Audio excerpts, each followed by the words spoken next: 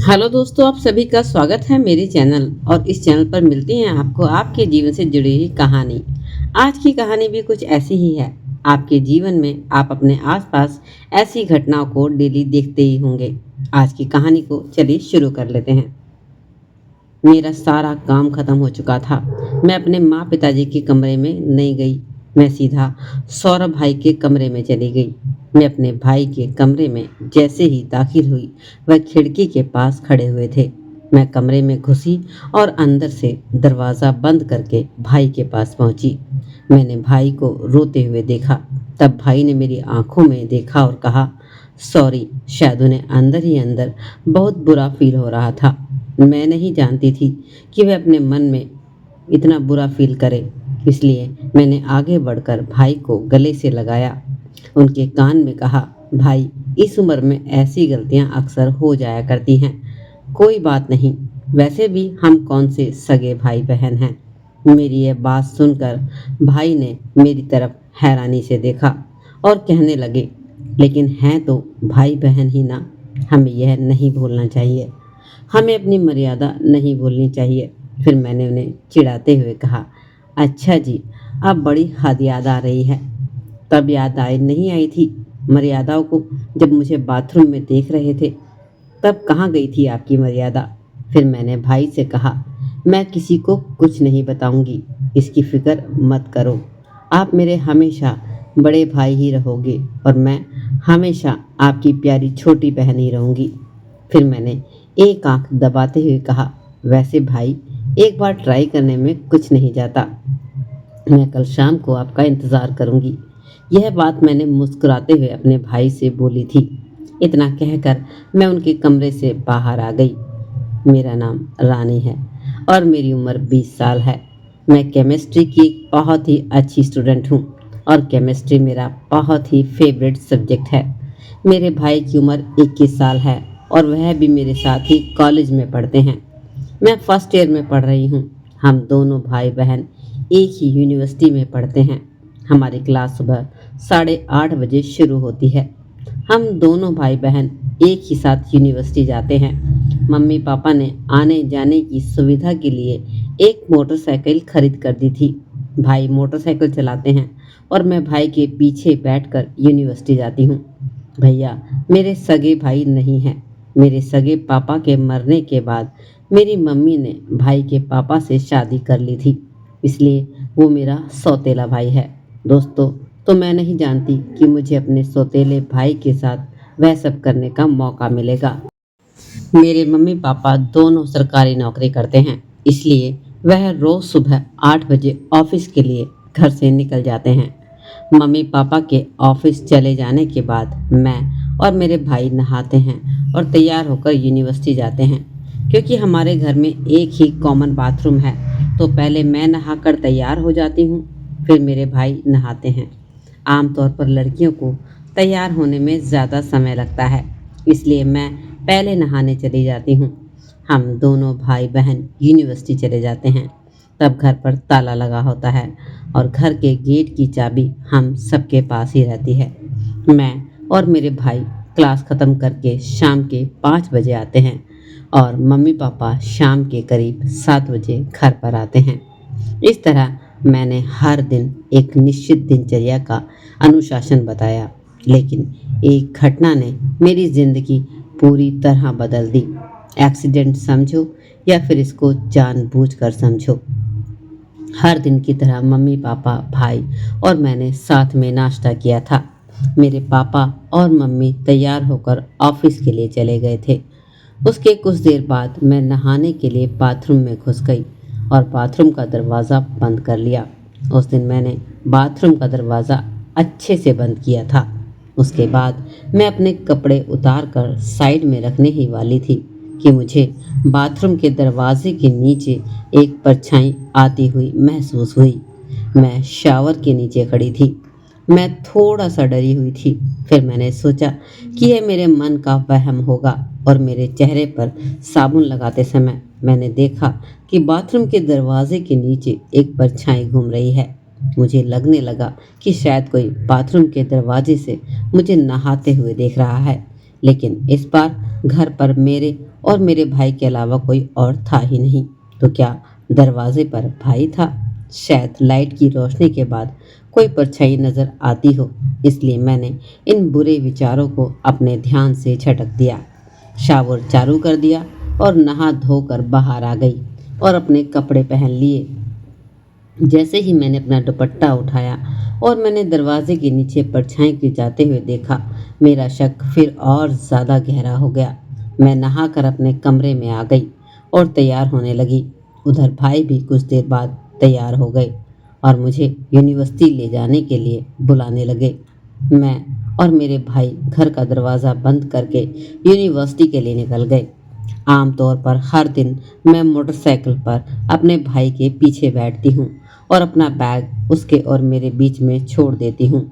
लेकिन आज क्या सोचते हैं, उस दिन मैंने अपना बैग अपने पीछे छोड़ दिया था। शायद मैं उस दिन एक अलग ही दुनिया में खोई हुई थी। उस दिन का एहसास इतना अच्छा था कि उसे शब्दों में बयां करना नहीं जा सकता। अगली सुबह मैं सोचने लगी कि कैसे यकीन करूं कि मेरे भाई ने मुझे बाथरूम के दरवाजे से नहाते हुए देख लिया था या नहीं। वह सोचने के बाद मुझे एक विचार आया।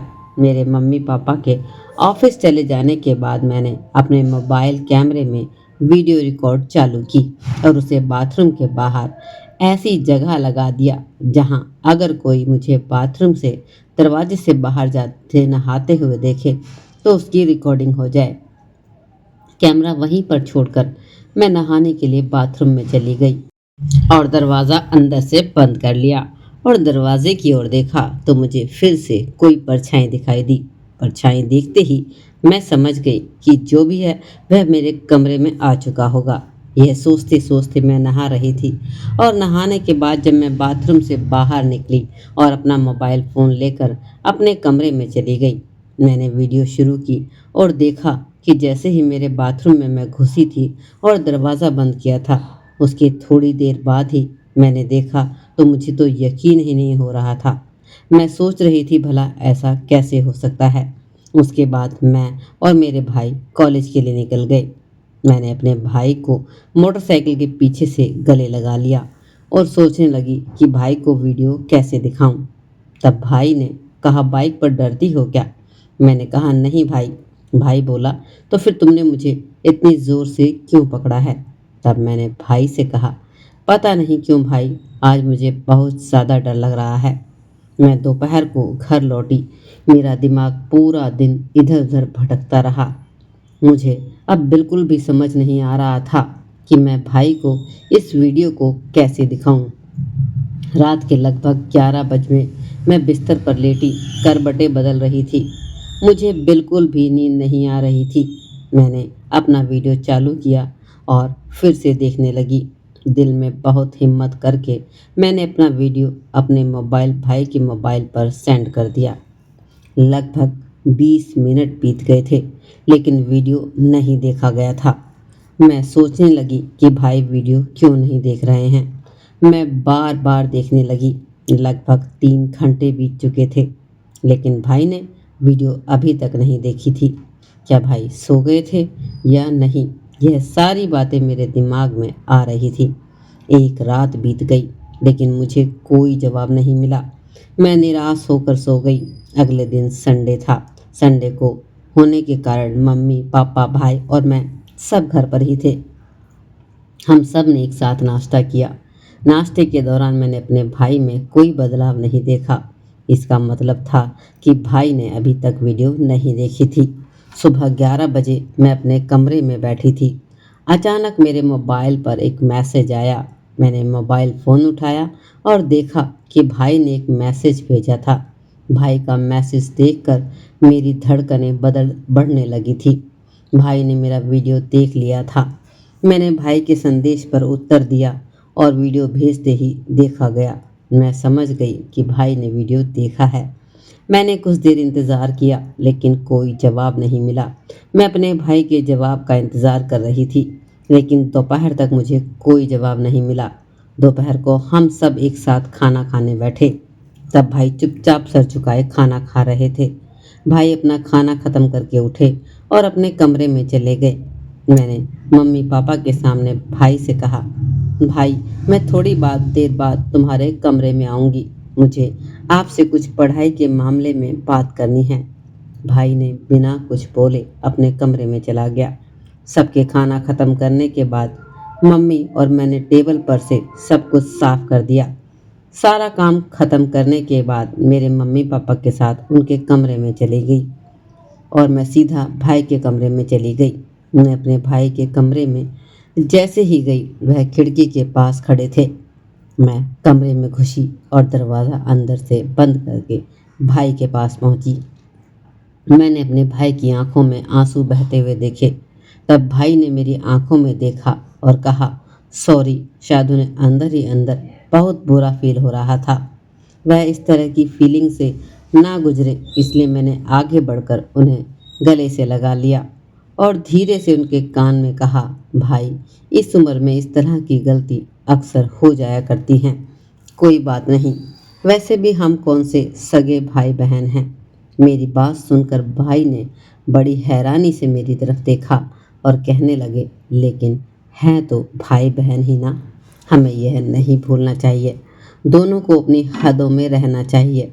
फिर मैंने उन्हें चिढ़ाते हुए कहा, अच्छा जी, अब बड़ी मर्यादा याद आ रही हैं। तब याद नहीं आई जब मुझे नहाते हुए देख रहे थे, तब कहाँ गई थी आपकी मर्यादा।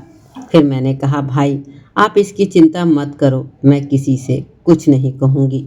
आप हमेशा मेरे बड़े भाई ही रहोगे और मैं आपकी छोटी बहन बनकर रहूँगी। फिर मैंने एक आंख दबाते हुए अपने भाई से कहा, भाई वैसे एक बार ट्राई करने में कुछ नहीं जाता, कल शाम को आपका इंतज़ार करूँगी। यह बात मैंने मुस्कुराते हुए अपने भाई से कही थी। इतना कहकर मैं उनके कमरे से बाहर आ गई और वह मुझे बड़ी ही हैरानी से देखते रह गए। शाम को हम सब मिलकर खाना खा रहे थे। तब मम्मी पापा के सामने भाई ने कहा, यूनिवर्सिटी में कल किसी तरह के खेल का आयोजन हो रहा है, इसलिए मैं कल यूनिवर्सिटी नहीं जाऊंगा। तब मेरी मम्मी ने कहा, तो फिर रानी भी जाकर क्या करेगी। पापा ने कहा, सौरभ क्या तुम्हें किसी तरह के खेल में कोई दिलचस्पी नहीं। भाई ने कहा कि पापा मुझे क्रिकेट में रुचि है, लेकिन वहाँ उसका आयोजन नहीं हो रहा है। इसी तरह के कुछ छोटे प्लेयर्स हैं जो कुछ छोटे छोटे स्कूलों से आकर यहाँ यूनिवर्सिटी में अपनी प्रैक्टिस के लिए आए हैं। पापा बोले, तो फिर ठीक है, फिर कल तुम दोनों ही घर पर रहना। मैंने भाई की तरफ देखा और हल्की सी मुस्कान दी। अगले दिन मम्मी पापा के ऑफिस जाने के बाद मैं भाई के कमरे में गई और उन्हें बिस्तर पर लेटा हुआ पाया। मैंने कहा, भाई तुमने आज क्लास में जाने की बजाय सारा दिन घर पर ही रहने का प्लान क्यों बनाया। सारा दिन मेरे साथ यहाँ क्या करोगे, क्या आपने कुछ प्लान बना रखे हैं। तब भाई ने कहा, कल तुमने ही तो कहा था ना, एक बार ट्राई करने में कुछ नहीं जाता, भूल गई क्या। इसलिए मैं घर पर रहना चाहता था। तब मैंने हंसते हुए अपने भाई से कहा, वाह भाई आप तो बड़े स्मार्ट निकले, कल तो बड़े मगरमच्छ के आंसू बहा रहे थे, अपनी मर्यादाओं की बात कर रहे थे। ऐसा कहकर मैं उन्हें चिढ़ाने लगी। तब वह दौड़ते हुए मेरे पीछे भागे और मुझे पकड़ लिया। कहने लगे, तुमने ठीक ही तो कहा था, हम कौन से सगे भाई बहन हैं, और वैसे भी एक बार ट्राई करने में कुछ नहीं जाता। ऐसा कहकर भाई ने मुझे पकड़ लिया और अपने बेडरूम में ले गए और फिर सारी मर्यादाओं को ताक में रखकर अपनी और मेरी इच्छाओं को पूरा किया। तो दोस्तों, भाई बहन सगे हो या सौतेले होते हैं, भाई बहन तो भाई बहन ही हैं।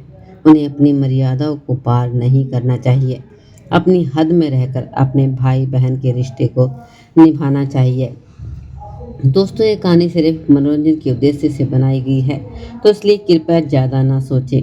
वैसे एक बात यह भी सच है कि खून का रिश्ता खून का ही होता है, लेकिन आज के ज़माने को देखा जाए तो सगे बहन भाई भी इस तरह के रिश्ते बना ले रहे हैं। कलयुग आ गया है, तो दोस्तों अपने घर का, अपनी फैमिली वालों का ख्याल रखें ताकि किसी का मन ना भटक पाए। तो मिलते हैं ऐसी ही कहानी के साथ अगले वीडियो में। तब तक के लिए अपना ध्यान रखें और चैनल को सब्सक्राइब कर लें।